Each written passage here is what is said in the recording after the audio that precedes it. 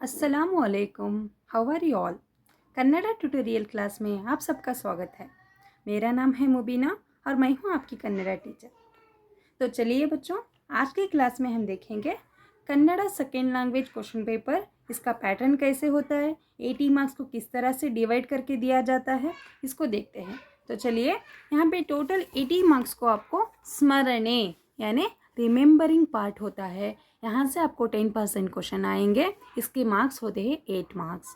तो उसी तरह से अर्थैसुविके कॉम्प्रिहेंशन, यहाँ पे 40% आपको क्वेश्चन आएंगे, इसके मार्क्स होंगे 32 मार्क्स। तो उसी प्रकार से अभिव्यक्ति, एक्सप्रेशन, राइटिंग स्किल यहाँ पे देखा जाएगा, दिया जाएगा आपको। यहाँ पे 45% आपके क्वेश्चंस रहेंगे, 36 मार्क्स मिलेंगे। तो उसी तरह से मेच्चुगे, मेच्चुगे यानी अप्रिशिएशन, इसमें आपको मिलेगा 5% क्वेश्चंस आएंगे, इसके मार्क्स होंगे 4 मार्क्स।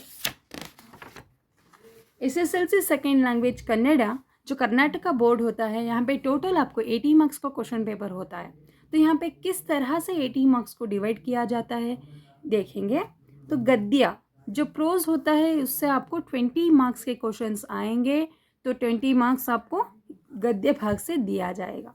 उसी प्रकार से पद्य भाग में आपको 16 मार्क्स के क्वेश्चंस पूछे जाएंगे, तो 16 मार्क्स आप यहाँ पे पद्य से मिलेंगे। तो उसी तरह से पूरक ओदु जो सप्लीमेंट्री रीडिंग लेसन्स रहते हैं, उससे आपको पूरक वाचन 4 मार्क्स आपको यहाँ से दिए जाएंगे। तो नेक्स्ट आता है व्याकरण।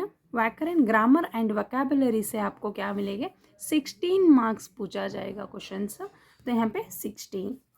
नेक्स्ट आता है रीडिंग एंड राइटिंग स्किल। तो यहाँ पे इस तरह से आपको 24 मार्क्स, इस पार्ट वाले में 24 मार्क्स आपको दिए जाएंगे। इस तरह से 20, 16, 4, 16, 24 टोटल आपको 80 मार्क्स क्वेश्चन पेपर यहाँ पे बनाया जाता है। तो अभी चलिए बच्चों, 2022 का एक क्वेश्चन पेपर है जो मार्च 30 को हुआ था। इस क्वेश्चन पेपर को हम देखेंगे। ज़्यादातर बच्चों को क्वेश्चन रीडिंग में प्रॉब्लम आती है, समझने में प्रॉब्लम आती है। आपको क्वेश्चन पेपर रीडिंग के लिए कुछ समय दिया जाता है, उसका आप यूज़ करके ठीक से क्वेश्चन पेपर पढ़ लो, और जो आपको पार्ट आसान लगेगा उसको पहले अटेंड कीजिए। 1 मार्क जो 1 मार्क से क्वेश्चंस आएंगे, जो MCQ आएंगे, वो लास्ट में आप अटेंड कर सकते हो। ओके, तो चलिए किस तरह से क्वेश्चन पेपर पैटर्न रहता है देखेंगे। तो पहले मेन में आपको फर्स्ट मेन में यहाँ पे दिया गया है, ಕೆಳಗಿನ ಪ್ರಶ್ನೆಗಳಿಗೆ ಅಥವಾ ಅಪೂರ್ಣ ಹೇಳಿಕೆಗಳಿಗೆ 4 ಆಯ್ಕೆಗಳನ್ನು ನೀಡಲಾಗಿದೆ। यहाँ पे कह रहे हैं कि ಕೆಳಗಿನ ಪ್ರಶ್ನೆಗಳಿಗೆ जो क्वेश्चंस नीचे दिए गए हैं, अपूर्ण ಹೇಳಿಕೆಗಳಿಗೆ, ये इनकम्प्लीट क्वेश्चंस है। इसको यहाँ पे 4 क्या दिया गया, ऑप्शंस दिया गया है। तो ಅವುಗಳಲ್ಲಿ ಸೂಕ್ತವಾದ ಉತ್ತರವನ್ನು ಆರಿಸಿ। जो ऑप्शंस दिए गए हैं 4, उसमें से आपको करेक्ट आंसर चॉइस करना है, ढूंढ लेना है। क्रमाक्षरदೊಂದಿಗೆ ಬರೆಯಿರಿ, वो आंसर को आपको लिखना है।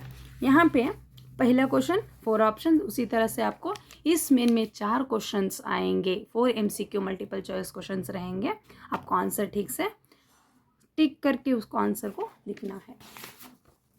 नेक्स्ट मेन आपको आएगा, सेकेंड मेन में पूछ रहे हैं ಕೆಳಗಿನ ಪ್ರತಿಯೊಂದು ಪ್ರಶ್ನೆಗಳಿಗೆ ಒಂದೊಂದು ವಾಕ್ಯದಲ್ಲಿ उत्तर बरेरी। जो क्वेश्चन से यहाँ पे पूछा गया है, उसको आपको एक सेंटेंस में आंसर लिखना है। ज़्यादातर बच्चे यहाँ पे सिर्फ एक वर्ड में आंसर लिख देते हैं, तो इसके लिए आपको उनको पूरे मार्क्स नहीं दिया जाएगा। इसी तरह से आपको क्वेश्चंस ठीक से पढ़ लेना है, सेंटेंस में लिखना है, एक सेंटेंस। तो 1 सेंटेंस आंसर आपको टोटल 12 क्वेश्चंस दिए जाएंगे, 12 को भी अटेंड करना है। यहाँ मार्क्स हो गए 12। तो थर्ड मेन आपको आएगा, ಕೆಳಗಿನ ಪ್ರಶ್ನೆಗಳಿಗೆ 3 ಅಥವಾ 4 ವಾಕ್ಯಗಳಲ್ಲಿ उत्तर बरेरी।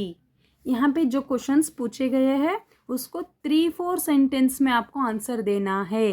कुछ बच्चे एक सेंटेंस में, 2 सेंटेंस में आंसर दे देते हैं, उसको फुल मार्क्स नहीं दिया जाएगा। मैक्सिमम आप ट्राई कीजिएगी 4 to 5 सेंटेंस लिख सकते हैं, लेकिन कम नहीं लिखना है।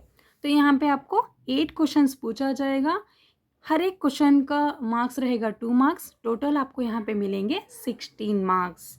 तो नेक्स्ट मेन यहाँ पे ಕೆಳಗಿನ कवि साहित्य जन्मस्थಳ।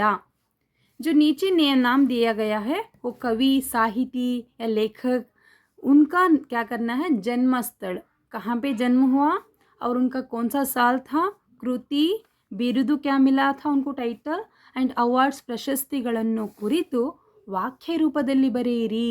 यहाँ पे देखिए कुछ बच्चे क्या करते हैं, जन्मस्थला इस तरह से इसके सामने नाम लिख देते हैं, काला ईयर लिख देते हैं। इस तरह से नहीं करना है, आपको क्या लिखना है, वाक्य रूपದಲ್ಲಿ बरेरी, पूरे सेंटेंस को वाक्य रूप में लिखना है, वर्ड की तरह नहीं लिखना है। अगले वाले वीडियो में मैं बताऊंगी किस तरह से कवि परिचय पैराग्राफ वाइज में लिखना है। तो नेक्स्ट में आपको मिलेगा ಕೆಳಗಿನ ಪದ್ಯದ ಸಾರಾಂಶವನ್ನು वाक्य रूपದಲ್ಲಿ बरेरी। जो नीचे पोम दिया गया है, इस पोम को सारांश को लिखना है। किस तरह से लिखना है, वाक्य रूपದಲ್ಲಿ, सेंटेंस में लिखना है।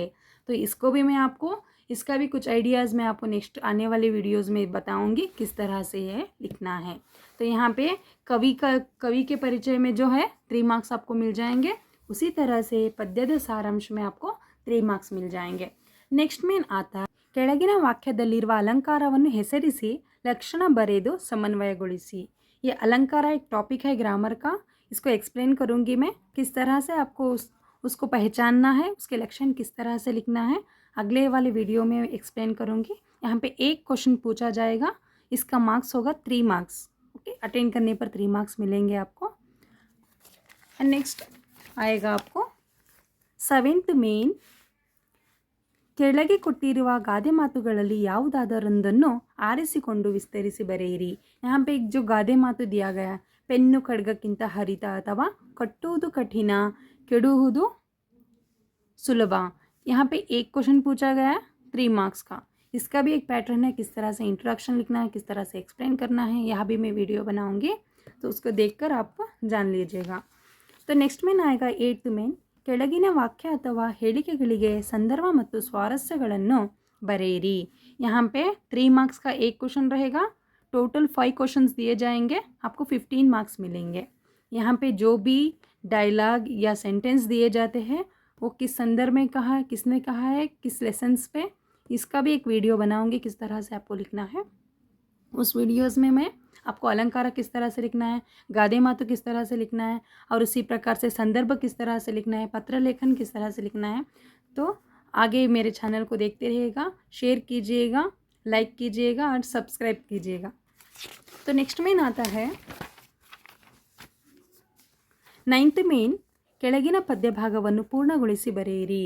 यहाँ पे टोटल आपको मेमोराइजेशन के लिए 5 है, तो इसमें सेम पोएम से दो स्टांजा आपको पूछे जाएंगे। सिर्फ आपको एक, अगर कोई आपको इजी वाला याद करते हो तो भी एग्ज़ाम के लिए आएगा। एक क्वेश्चन इसमें पूछा गया है, एक पोएम का एक स्टांजा लिखना है आपको, 4 लाइन्स, यहाँ पे 4 मार्क्स आपको मिल जाएंगे। तो उसी तरह से नेक्स्ट 10th मेन आपको रहेगा, ಕೆಳಗಿನ ಪ್ರಶ್ನೆಗಳಿಗೆ 8 ಅಥವಾ 10 ವಾಕ್ಯಗಳಲ್ಲಿ उत्तर बरेरी। जो क्वेश्चंस पूछे गए हैं 2 क्वेश्चंस रहेंगे, सिर्फ एक अटेंड करना है, 4 मार्क्स मिलेंगे। यहाँ पे 8 to 10 सेंटेंस आपको लिखना है, इससे कम नहीं लिखना है। ओके, अगर आप 10 सेंटेंस लिखते हैं, more than 10 sentence, well and good, लेकिन 8 सेंटेंस से कम नहीं लिखना है। नेक्स्ट मेन आता है 11th मेन, ಕೆಳಗಿನ ಗದ್ಯ ಭಾಗವನ್ನು ಮನಸ್ಸಿನಲ್ಲಿ ಓದಿಕೊಂಡು। जो आपको गद्य भाग दिया है उसको मन ही मन में पढ़ना है, और ಕೊಟ್ಟಿರುವ ಪ್ರಶ್ನೆಗಳಿಗೆ उत्तर बरेरी। जो भी क्वेश्चंस आपको दिए गए हैं उसके आंसर्स लिखना है। यहाँ पे आपको 1 मार्क्स के 4 क्वेश्चंस भी पूछ सकते हैं, यानी 2 मार्क्स के 2 क्वेश्चंस भी आपको पूछ सकते हैं। यहाँ पे टोटल 4 मार्क्स आपको मिलेंगे। नेक्स्ट मेन आता है आपको 12th मेन, ಕೆಳಗಿನ ಯಾವುದಾದರೂ ಒಂದು ವಿಷಯವನ್ನು ಕುರಿತು ಪ್ರಬಂಧ ಬರೆಯಿರಿ। जो आपको 2 टॉपिक्स दिए हैं, आपको क्या लिखना है, ऐसे रेटिंग लिखना है। एक क्वेश्चन पूछा जाएगा 4 मार्क्स, इसका भी इंट्रोडक्शन, किस तरह से इंट्रोडक्शन लिखना है इसको, किसी भी टॉपिक, कोई भी टॉपिक हो लेकिन इंट्रोडक्शन सेम रहता है, तो इसको किस तरह से लिखना है वो भी बताऊंगी।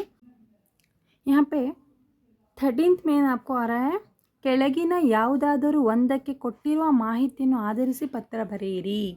यहाँ पे लेटर राइटिंग लिखना है। जो भी आपको 2 क्वेश्चंस दिए गए, किसी एक क्वेश्चन पे आपको लेटर राइटिंग लिखना है। ये भी बहुत इजी है, आपको बताऊंगी किस तरह से लेट राइटिंग अटेंड करना है। अगर कुछ भी नहीं आता है फिर भी किस तरह से क्वेश्चंस को लेके ही इसमें ही आंसर बना के लिखना है, आपको बताऊंगी। ओके, तो नेक्स्ट वीडियोस देखते रहिएगा किस तरह से आपको क्वेश्चन पेपर में किस तरह से गादे मातु लिखना है, लेट राइटिंग लिखना है, एंड MCQ किस तरह से आएंगे, 1 मार्क्स क्वेश्चंस किस तरह से पूछे जाएंगे, इंपॉर्टेंट क्वेश्चंस पे मैं वीडियो बनाने वाली हूँ। तो मेरे चैनल को सब्सक्राइब कीजिएगा, शेयर कीजिए, लाइक एंड शेयर भी कीजिएगा। Thank you.